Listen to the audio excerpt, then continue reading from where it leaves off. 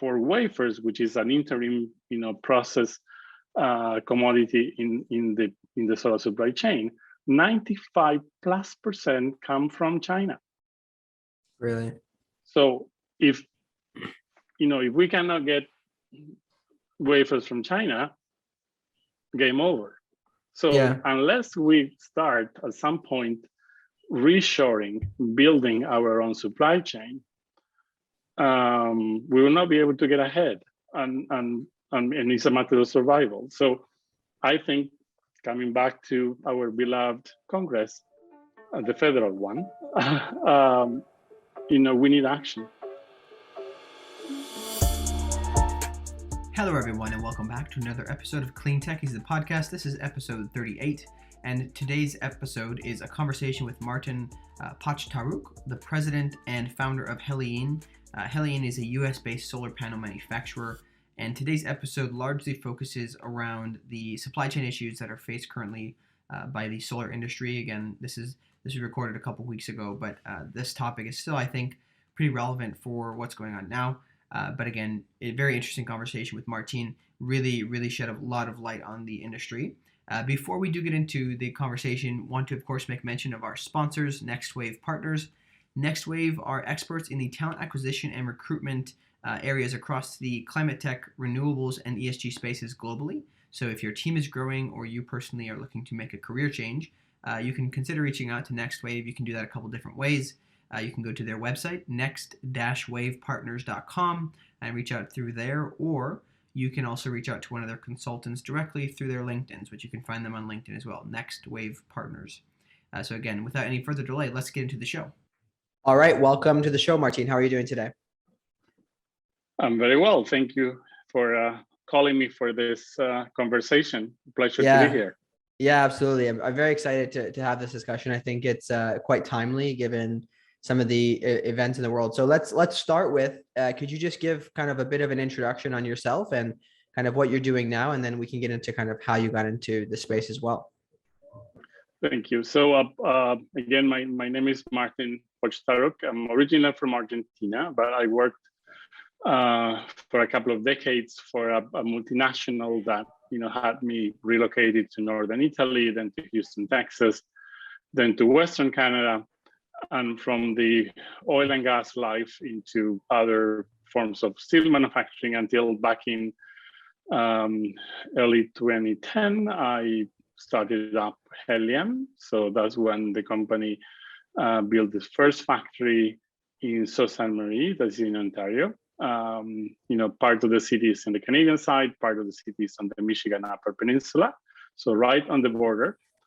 Back in 2017, we took over an existing factory in Minnesota, and then made an investment in 2018 that was for a new manufacturing line. That was the first manufacturing line being built as a response to the Trump era 201 safeguard import duties to create jobs and manufacturing solar modules in the US. In September of 2021, we started an expansion of that building and that line that will be ready by July of this year, fast approaching.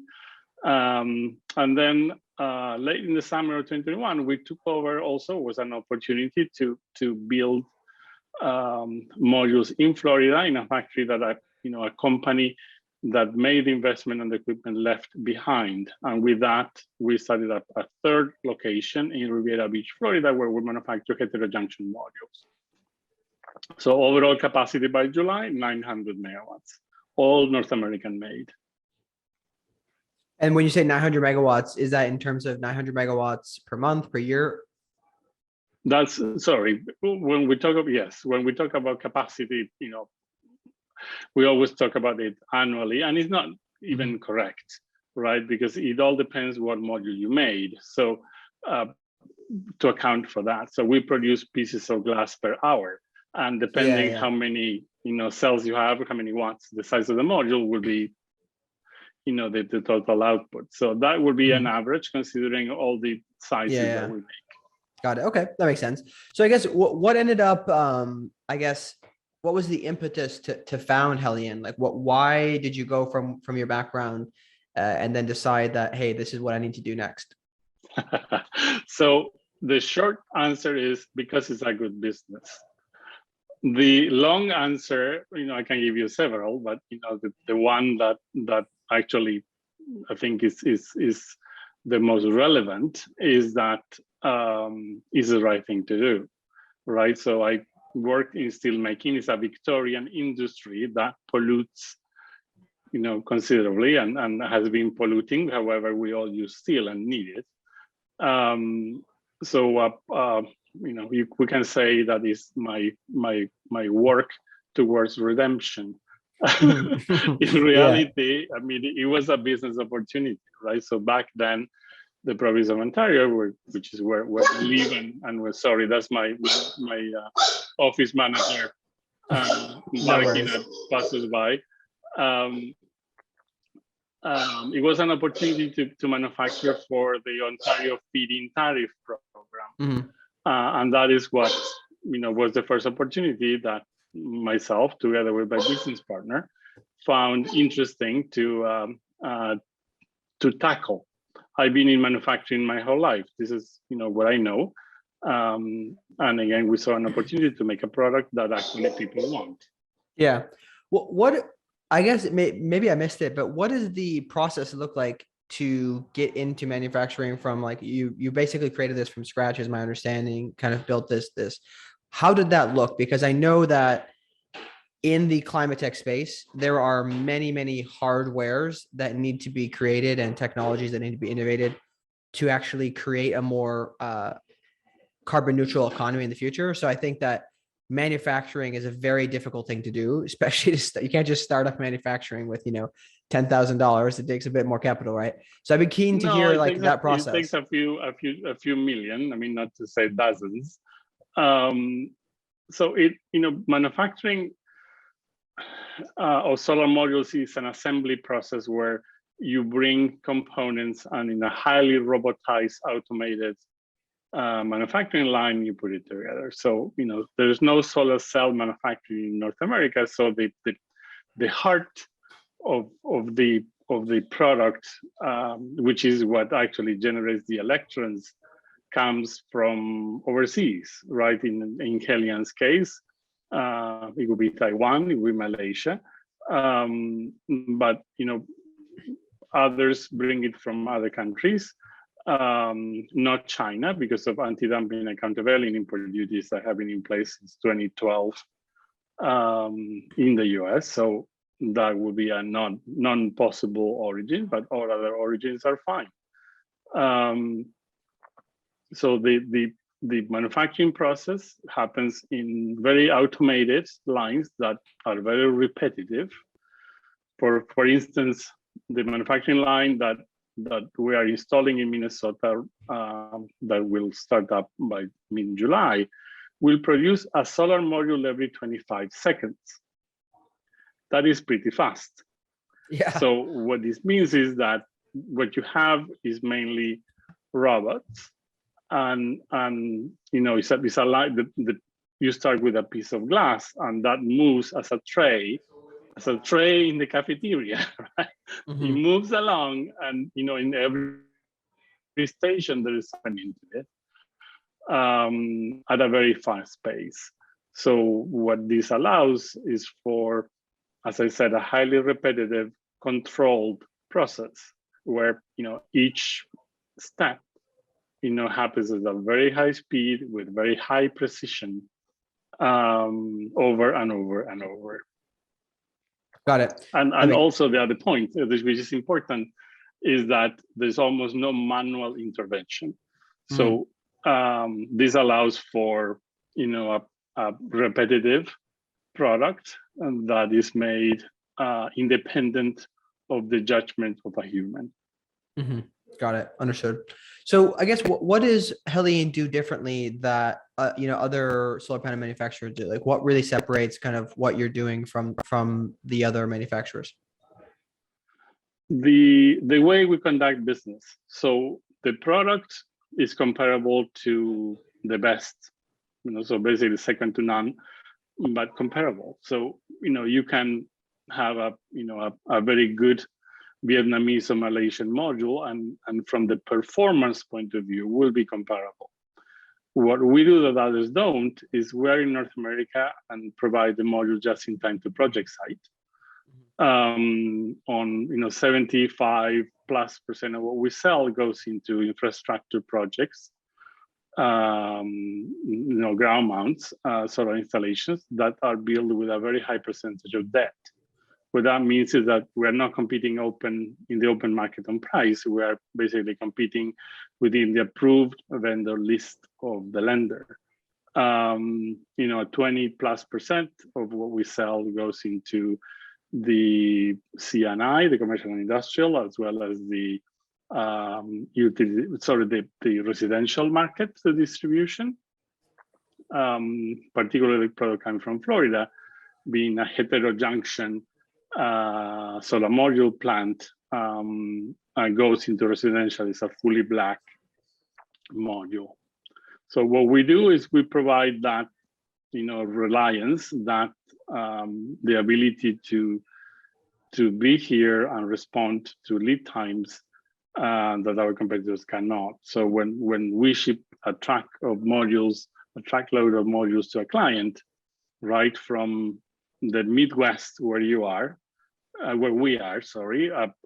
to the Northeast, well, that will be what, a 12 to 16 hour trip. It's not 16 weeks across the ocean. Yeah, understood. So basically, the proximity to the market that's requiring it, right? That's the reliability, the flexibility, right? Yeah. The ability. If the project is delayed, then we'll direct that product to somebody else and then manufacture again for a particular client. So that flexibility, that the ability to partner up with clients to be part of the construction schedule and work with them through it, is what differentiates us from somebody else. Got it. Yeah, that makes a lot of sense. So I think maybe it makes sense here to move to, I think the main reason most people probably come to listen is, could you walk us through kind of what are, at least on the surface level, the major supply chain issues right now facing solar, right? Can you kind of maybe give us the landscape, because a lot of people listening may not be experts in this space. So if you can give us the landscape and explain kind of some of the dilemmas, and then we can go on to the next part. We'll kind of break down how we could fix this. Yes, and what people might not be aware of how things have changed lately. So the process itself has not changed much. I would say the size of the solar cells and the size of the modules have changed, but not the technology. However, the supply chain and the demand versus supply dynamics is what has changed and will continue to change. So when you look at what was happening in between 2009, 2010, and mid-2021, supply was always bigger than demand. And that was a constant. So pricing was very easy to forecast because it was at the level that was quoted today or lower, right? Because the only constant, as we saw, is that price was going down, costs were going down, consecutive price with it. And what happened through 2021, the first one was the general maritime freight disruption. So there has been and continues to be an imbalance on the amount of traffic from ports around the world. So there's more cargo than there are ships, and then because there's more ships than there were before, the ports are not fast enough to unload and reload.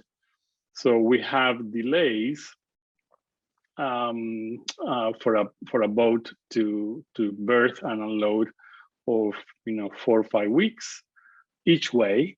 That has compounded over a year and a half. So a transit that used to be, let's say, from any port in the southeast of Asia to a western port in Canada, US, of 7 weeks, now is 15, sometimes more. So what And again, shipping companies want to get paid by the day the same amount. So if before you were paying for a 6-week, 7-week transit time, and now it's 16, the price is much higher. So we used to pay between $2,500 and $3,000 per container to cross the Pacific. Now that is $20,000 to $23,000. So that is a massive increase.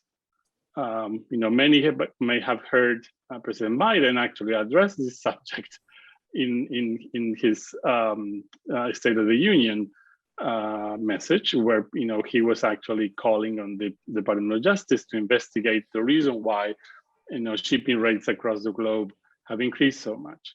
So that is the main first event that we faced during 2021. Increase in shipping rates beyond anything that has ever been forecasted. And was that due to the pandemic specifically and increased demand, or was it just something that was going to happen eventually? I would say the delays are in part produced by the pandemic because, for example, there have been ports in Asia that were closed entirely to contain the pandemic for 1, 2, 3, 4 weeks at a time. So many ports in China or in Vietnam or in Malaysia have been closed until not too long ago, right? So that was one issue. The other issue is that at the beginning of this acceleration in volume, many cargo container ships were parked aside because basically the volume through the 2020 part of the pandemic was much smaller.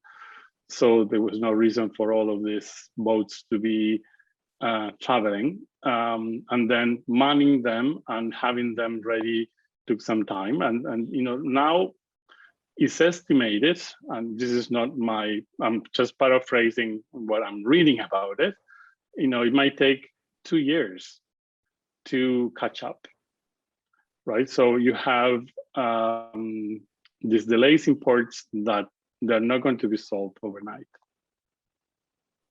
Yeah, I mean, it almost seems that's the first like part of the problem. It almost seems like that problem is so far out. 2 years is a long time, right? In 2 years, there could be other localized solutions that could solve the problem. And there could be other problems compounding, right? So we just don't know. So the short of it is you cannot forecast the maritime freight going down anytime soon. Hopefully it's not going beyond what we're paying today, but thinking that this is something that will be solved by, I'm just picking up a date for sound effect. If we say, well, by June of 2022 this is going to be solved, no, there's no way that will happen. Right? So we really cannot forecast on that because really nobody knows. So that was the first, I would say, shock affecting the pricing of everything. It's not only solar modules, but basically that has affected the price of anything that is moved around the planet, because the maritime freight affects all goods that are shipped around. The other part was, the imbalance and inflation on even regional goods like, steel. Steel has demand supply roller coasters.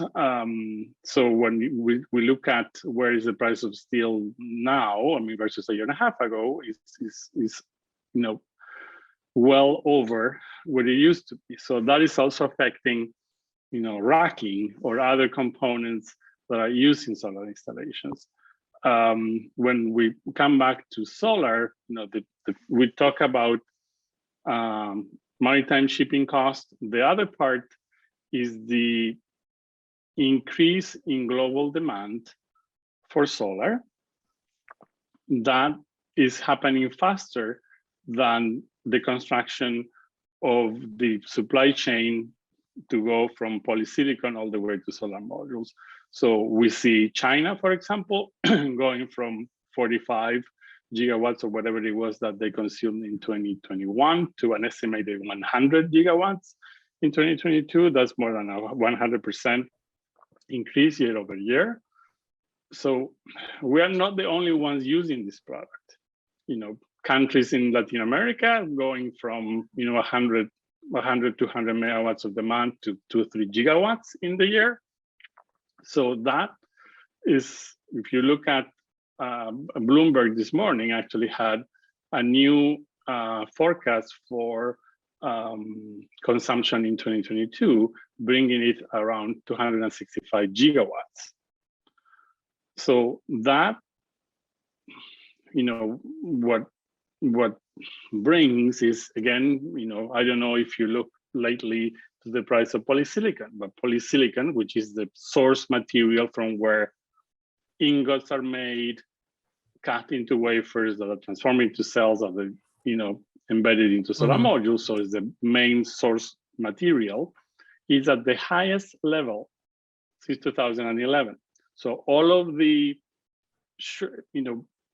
cost down that we've seen since 2011 to 2021, it lost it all. It's at the highest level it has been in the last 11 and a half years. So what that shows is that transitively, the price of wafers is at a record high, the price of solar cells is high, and the price of solar modules that use solar cells, as well. So all of this is what we find globally. When then you look at the US in particular, we are constrained of the origin of polysilicon because of the measure adopted and pushed by the US Congress under this called, the acronym for it is WRO, which basically constrains, is an order to US Customs to question the origin of polysilicon. So the US, Canada, in the same manner, have a restriction on the possible origin of polysilicon because of the alleged slave labor practices in the Xinjiang province. The Xinjiang province produces, 35%, 40% of the global polysilicon. So for cells that we are to use to make modules in the US, we cannot use that. Therefore, we need to look at other sources. And for that, there is an extra cost. So that is something that is specific to the US that makes the solar cells that we use to make modules in the US, or cells that use globally to bring modules to the US, at a higher cost. So, and this is something that, is relatively new, has been in place for a few months. And there is a lot of talk about, modules being retained at customs because they cannot prove the origin of the polysilicon, right? And that is why. So when we mentioned the reasons quickly, right? So we have a global demand that is very strong. Therefore, the cost of the product is higher because there's a more market pool for it. Then you have the added spice of not being able to use Xinjiang province polysilicon for good reasons. That is another hurdle. And overall, the maritime shipping global condition that is making moving stuff more expensive. Okay, got it. Well, how much does maybe this is too much into the weeds with the ports. I've heard a lot of talk about the issue with not being able to get trucks in there to get things off the ships. Is that something that you want to comment on? Or is it worth kind of discussing in this breath? I would say that once you get it off a boat, whether generally, at least in our case, we move by train, we don't move by truck. And we're not having, so far, we're not having issues.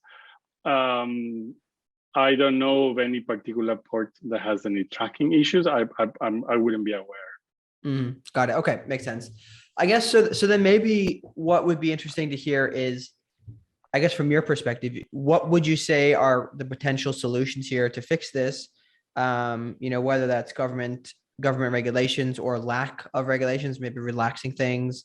I'd just be keen to hear kind of generally some of the things you think could be taken in near term and then Mm-hmm. maybe more mid to long term to solve these problems. Some of the things are extremely complex, right? So the shipping cost is not going to go down now with the added spice of oil and oil refined products increasing in cost more than 100%. So if you look at where was the price of oil 2 weeks ago, I think was in the $60 to $80 per barrel level, and we are today at what, 125. So that is going to affect shipping. So shipping within the US, gasoline is going up, diesel is going up, and these same boats that we are trying to move cheaper and faster, actually it's going to be more expensive to move them, not cheaper.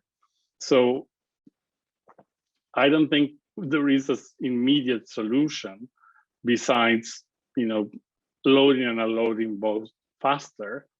There are no new ports under construction, so we don't have the ability to say, well, there's a new, port in Oregon or in British Columbia that is going to open that was never there.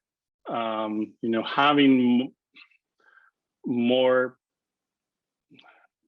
places to load and unload would solve the congestion. However, these are infrastructure investments that are long out.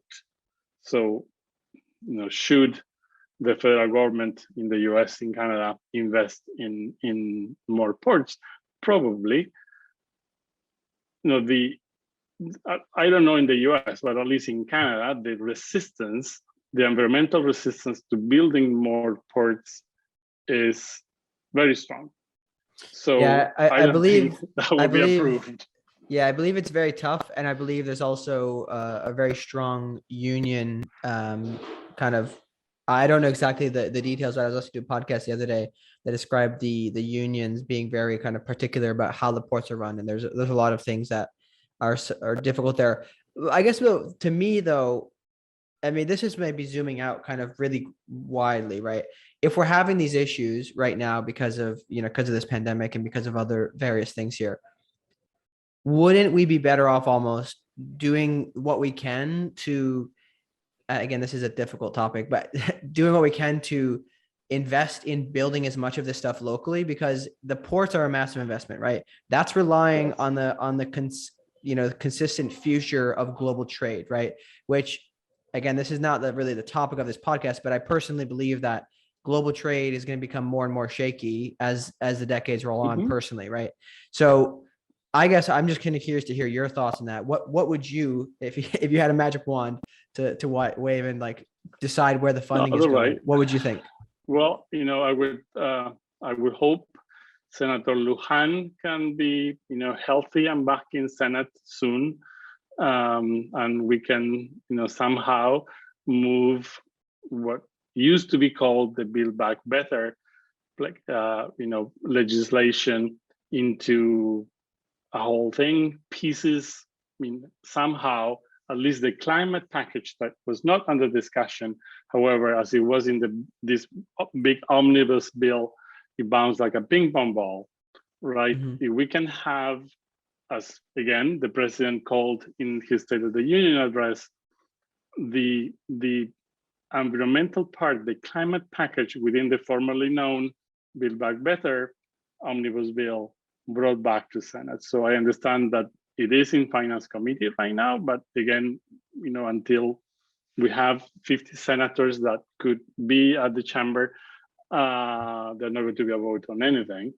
So, hopefully that's what my magic wand will do, is to bring, the investment tax credit for developers up to 30%, extended to 2031, incentives for the manufacturing supply chain. to be able to get, REC polysilicon, REC silicon, Wacker, all the polysilicon mining companies to restart the process. So the polysilicon process is 3-4 years out, right? So because it's a massive capital expenditure to get that going. And we all know that the moment an incentive like the one Senator Ossoff proposed, right, is out, that is there going to be a lot of other people, not only Heliene, increasing manufacturing capacity in the US. So again, modern North American manufacturing is highly automated. Therefore, there are not as many jobs as people would think, because there's not a manual job. You don't make solar modules, you don't make solar cells manually. So these are capital intensive, highly automated processes. But we still talking about 30 to 100,000 jobs, that the highly paying jobs that the solar manufacturing supply chain will bring. So there's a letter that was sent to President Biden Friday last week by the Solar Energy Manufacturing for America Alliance, which Heliene is part of, thanking him for at least mentioning the Made in America plan, the Made in America wish. Now we need Senate to actually act, so that then there is the bureaucratic machinery to bring those legislations into actual plans that we can all work on and within. I always find this so difficult, because obviously regulation can be such a spur, right, for any industry, right? It's kind of the way that America was built in many ways, right? We kind of pushed for certain things. I was going to say, so when you look at the oil and gas business, they've been subsidized. They have been subsidized for 130 years. So this shouldn't be scary for anyone, because this has been done over and over. Oh yeah, and I think that's an issue, obviously, that many people just don't understand. I think that's important to bring awareness to. But even on the regulatory side of things, right? I find that in the you look at maybe zooming out a little further, right? You look at the interest of capitalism in general, right, is to kind of preserve its dominance. When something becomes strong, it then tries to preserve its dominance, especially through maybe in influencing policy, right? But you look at, we talked about it before the show, but you look at some of the supply chain issues faced with commodities, with grain, for example, in Africa, right, during the Ukraine crisis, right? This is because largely, some people relied on one specific source for their resources, right? And globally speaking, we don't have this kind of flexible, I don't know how you'd say, grid or whatever, of different resources that we can kind of pull from. There's not many options, right? And I think that policy makers, obviously their job, it's important for democracy to move at somewhat of a slower pace, right? We don't want to have things being able to change too quickly. But I think that balance, to me, is something super interesting. I always wonder, where is the best balance to have quick action, right? I believe there's many people speculating on the quick actions that could be taken to fix the supply chain issues with some of the stacking of containers, et cetera. But I don't know if you have comments, generally speaking, on this kind of flexible, like being able to build a more resilient grid or supply chain. It is a requirement, and we're seeing what the problem is. We saw how unstable or fragile the electrical grid was in Texas last winter. And this winter, touch on wood, nothing happened. But it only took one ice storm, and the entire state, the largest and strongest, went dark, right? So the reliance, and when you look at the Department of Defense, right, the Department of Defense in the US has a mandate to be energy independent, to be able to keep the lights on, even if the rest of the country, for whatever reason, might go dark. So that reliance, we need it, in many ways to be energy independent. What you have in a country that is less developed, what you have in Mexico, for example, is that homeowners are installing solar on the roof, which are generally flat, left and right, because the grid is not reliable at all. So not only they have blackouts frequently, they have brownouts too. Power might come in and out, so your appliance is actually fried because this instability, Yes. right? So that is solved by the public taking their own hands to solve their own problems and basically having that backup power generation at a distributed level. So whether we start talking about making our electric grid more level and how we get that, I think that applies to all industries, right? And the fact that right now the U.S. government is discussing with Venezuela to buy oil from them again when it has been banned for a decade, shows that, as you mentioned, there are not too many options, right? So right now, right, and suddenly Venezuela is okay to deal with, right? And I don't have any more hair to pull. I lost it all. But the short, coming back to the supply chain in solar, is that we rely for wafers, which is an interim process commodity in the solar supply chain. 95+% come from China. Really?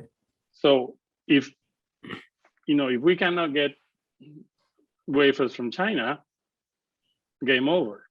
So unless we start at some point reshoring, building our own supply chain, we will not be able to get ahead, and it's a matter of survival. So I think, coming back to our beloved Congress, the federal one, we need action. Yeah, no, that makes sense. What about this is something I think interesting here. What about the way, I'm not sure how familiar people are with how solar works, but typically people sell PPAs, right? They do financial modeling and they decide on the price of their energy. That's largely dependent on the cost of the solar modules, right? Which is the reason why solar is inexpensive now, is because of the advancements that have been made in the past decades. But what has happened to these developers? Because these are, going through the process. What is it? 3 years, sometimes 3 to 4 years to build a solar farm. Sometimes because of the interconnection process, largely, right? So what is happening to the people who have kind of priced out their PPAs at a certain level, and now they're seeing, as they get to the point of construction, that the module costs are going up, or maybe the EPC firms are really, really struggling to be able to fulfill what they promised? Can you just walk us through some of those challenges and what's the consequences? Of course. So the consequences might be that the business model of that particular power generation station, which happens to be solar, is not sound anymore. And it might not just be because of the solar modules. As I said, steel is more than 100% more expensive than it was before. So it's not only the solar module that is 25% higher, your racking will be 50% higher. Your cabling that uses copper, that is at a record high price right now, will be higher. All of your components are at a higher price. The moving of your humans to go to your site to install will be more expensive because gasoline is at, and will continue to go up.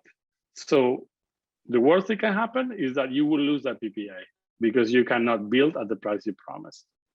The reality is that at the price of oil and gas globally right now, right, the comparison to oil and gas is even better than it was before. Because I guess I never thought of that. Generating power with oil or with gas is ridiculously expensive. Right? It increased 100% from 2 months ago, 100%. So will that, give the opportunity to people to renegotiate PPAs? I would say it should, right? So you see, in Europe in particular, that is reliant on Russian oil and gas, is that is also the alternative. Okay, if I don't use the gas that comes with the pipeline, which is cheaper, then I need to bring liquefied natural gas from, I don't know, Canada or Qatar. So that will even be more expensive. Yeah, so I think the cost of energy is going to go up enormously this year. Yeah, so either way, there's going to be an increase in the costs. I guess, wouldn't it also be safe to say that, generally speaking, since this is pretty much it's going to affect everybody, everybody will have to renegotiate PPAs, essentially. It's not like only a few shops are going to say, hey, by the way, we need to renegotiate this. It's going to be kind of across the board, right? It's going to be across the board, and solar will still be cheaper, right? So coming back to what you compare it to. So if you compare it to oil or natural gas power generation, it will be cheaper because the cost of those commodities is going up by the hour. Yeah, I don't like to hear that, but it's but true. It's true. I mean, it's not it's not really up to us, right? Yeah, so yeah, exactly. It's not that we can solve it, but again, look at where the price of oil is today. Yeah.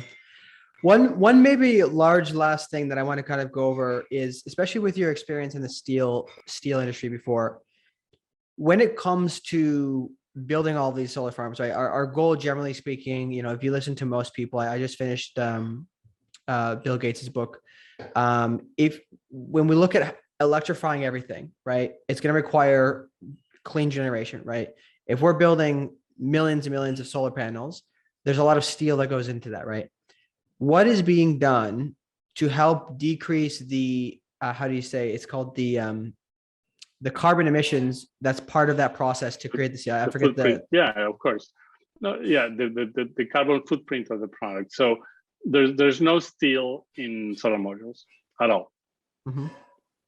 So you will have steel on the racking, and that will be about it. So in solar modules, we have aluminum on the frames that could be minimized, but you still need to have mechanical resistance. That is mainly because a solar module is a glorified window, right? So the glass itself will not be as resistant unless you have a frame providing that sturdiness to it. So what I think, it is a very strong solution is the reshoring, as we were talking, because right now we're moving all of these materials across the planet, right? So the heaviest part, which is a structural part of a solar module, is the glass itself. We do not have solar glass manufacturing in North America. So the last factory that used to make it was, AGC, a Japanese company out of a Tennessee factory, and they closed it around 2014. So right now, all of the glass is coming from overseas. So transported by, gas guzzling container boats. So there is right now a project is working on getting funding to manufacture solar glass in the Manitoba to Minnesota border, because there is a sand deposit for the purity that is needed for solar glass right outside of Lake Winnipeg, which is literally 2 hours from our Heliene, Minnesota factory. So it's rather convenient, but by pure chance. So should we have glass made in North America, then we can actually say, right, that is, and again, Manitoba has over 90%, where this factory will be located, has over 90% of its power generation coming from either hydro or wind. So that will be, renewable power generated to to fuel it. Yeah. So, being able to fuel these factories, and again with steel, the first factory I worked, at is electric and has been electric since the 1950s, right? So we only see in North America, and well, in India as well, in China, factories that are that have coke ovens that are fueled by coal. But I would say in the rest of the planet, that was ended around the 1950s. So, the electrification is possible. So, one of the largest steel makers in the US is called Nucor, Nucor. They have been, using electrical furnaces from the very beginning. They never had coke making. So the legacy steel makers still do. So is it possible to electrify, steel making? Of course it is. Yeah, I think there was an interesting project that Bill Gates was investing in where they used concentrated solar to. It's obviously very difficult because it depends on the heat, but they were making steel. I think they were testing some things. I'm interested to see that. I think it's a very challenging issue, right? Because obviously the goal is to get to this kind of, some people call it donut, the circular economy, right? And it'll be interesting to see how those developments happen. We're running out of time here, but maybe if you have any final thoughts, I'd be keen to hear kind of when solar panels are done, to what extent can we recycle these? What can be done to kind of bring them back to life? And that is something that everybody's concerned, and rightly so, because the deployment is happening in very large numbers. And we don't have the recycling issue today. And in fact, there's nothing to recycle, or very little, because solar panels can be useful forever. So there are installations made in the US in 1975, and those modules are still producing electrons. Of course, they are not pretty and they are not very powerful, but they can still be used. So the process of recycling is possible. So what you have in the very few places where this is done, and so it's being done already in Europe. We don't see it in North America much because there's no real volume for it to be a profitable business. But what we have is basically a grinder that will grind the glass. So first of all, you take the aluminum frame that's fully recyclable. You melt aluminum to make more aluminum every day of the week. So that's not new. Then, you grind the glass that has everything laminated together. And then you have to separate.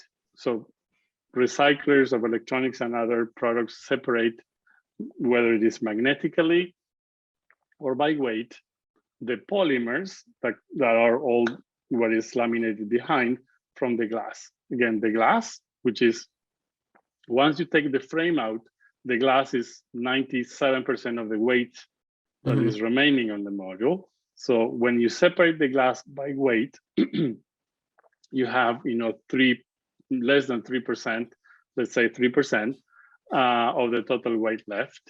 And what you have there is basically the polymers, so the encapsulant and backsheet, and the broken solar cells. So that can also be separated. So you get the silicon on one side and the polymer on the other. The polymer can be reused, recycled, no different than the Coca-Cola empty bottles or any other brand that you drink. When you put it to recycle, that's what they will do. They will grind it to then melt it and make a plastic again with it. And the silicon can be reused. So it's this simply to say is that there's no toxicity in the solar modules that are made since 2012. So there was lead on the ribbon before then, but after then, the level of toxicity are below acceptable levels or legislated regulated levels of toxicity. So you can recycle 100% of it.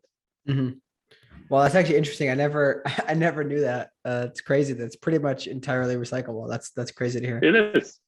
It is, yes. So that's awesome. But man, this has been very interesting. I guess, do you have any final thoughts you want to close off with, or any kind of last things you want to mention? The most of the resistance, or the not necessarily resistance, but um, um, counterproductive discussions that I'm involved into lately are because they budgeted, lower cost, lower pricing, and they cannot find it. Is simply to say that the only constant is change, and if we're not prepared to confront the change and look for solutions, then we don't have a job. Yeah, no, I think that's something I've learned through some of the readings I've done. I think Nassim Taleb, his book about the black swan, right, predicting these unpredictable things, and understanding the importance of resiliency and flexibility being very important. I think it's given me a new way to look at the world. So I think that it's probably, I guess I am a little bit worried that with the massive increases in these costs, that there will be some of these companies' funding partners who didn't realize what they were getting into, kind of like 2008. And we might see some places consolidate, which might not be the worst thing, right? But I think that my concern will be that there will be more negative reaction from many people saying, "Oh, look, it did it again," right? It's not working. So I think we should probably work on solving this for the next time. But other than that, thank you so much, Martin, for coming on. I really appreciate it, and we'll have to have you on again in the future. Thank you very much. It was a really interesting conversation. I look forward to the next one. Thank you very much for your interest. Thank you. All right, everybody. Thank you so much for joining on today's episode with Martin. Really hope you enjoyed the conversation. If you would like to hear more conversations like this, if this is your first time here, please do subscribe and tap the bell for notifications, depending on where you're listening. If you are listening on Apple Podcasts, we do ask for you to please rate and review the show. It really helps us to increase our reach and to expand our our listener base, to help include other people in the space. Again, the whole goal here is to help educate people in the space. So really do appreciate that, and you're helping us do that. If you're interested, please do share this episode with somebody who might find this relevant. You can consider getting more involved by joining our Slack channel. Again, another bunch of other professionals in the space. Good place to connect. It's also a good place to reach me if you prefer. And subscribe to the newsletter, which comes out on the 27th of every month, with different topics that we dive deeply into, with the support of my friend Randy to help do that. And then please do, of course, reach out to Martin on LinkedIn and connect with him regarding what Heliene is doing. You can reach out to them and check their website out as well. And of course, you can reach me with any questions you have on Twitter. So I think just a quick note for upcoming next week, we will be having an episode with David Jackson at Winnow, which is a company that is helping commercial restaurants reduce food waste. So a really interesting conversation coming up in the near future. Stay tuned for that. And we'll see you next time on Clean Tech is the Podcast.